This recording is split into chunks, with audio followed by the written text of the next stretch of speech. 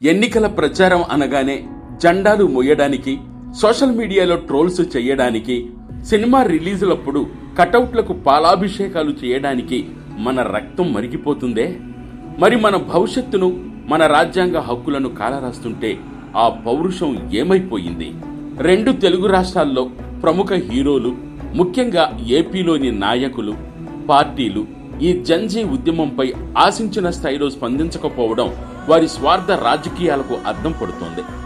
దేశవ్యాప్తంగా జంజీ యువత తమ హక్కుల కోసం ఉద్యమిస్తుంటే మనల్ని ఓటు బ్యాంకుగా, ఫ్యాన్స్ క్లబ్బులుగా వాడుకున్న రాజకీయ నాయకులు, సినీ హీరోలు మాత్రం నోళ్లకి ప్లాస్టర్లు వేసుకుని మిన్నకుండిపోయారు. సల్మాన్ ఖాన్, కమల్ హాసన్, తమిళనాడు సీఎం విజయ్ వంటి అగ్ర హీరోలు సైతం యువతకు అండగా నిలుస్తుంటే మన హీరోలు, నాయకులకు మాత్రం వాళ్ళ స్వార్థం తీరాక మన సమస్యలు వాళ్లకు అనవసరం. కేవలం ఎన్నికల్లో ఓట్ల కోసం, థియేటర్లలో కలెక్షన్ల కోసం మాత్రమే మనం గుర్తుకొస్తామా? ఓ యువత, స్వార్థపూరిత రాజకీయాలకు, సినీ సెలబ్రిటీల స్వార్థ మౌనానికి బానిసలుగా మిగిలిపోతావా?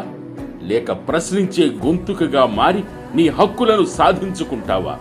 ఇకనైనా మిమ్మల్ని వాడుకునే వాళ్లను, మీ సమస్యలను పట్టించుకొని పాలకులను సూటిగా నిలదీయండి. వ్యవస్థను మార్చే దిశగా ప్రతి యువకుడు చైతన్యవంతం కావాలని ఆంధ్ర జంజీ ఫోర్స్ పిలుపునిస్తోంది.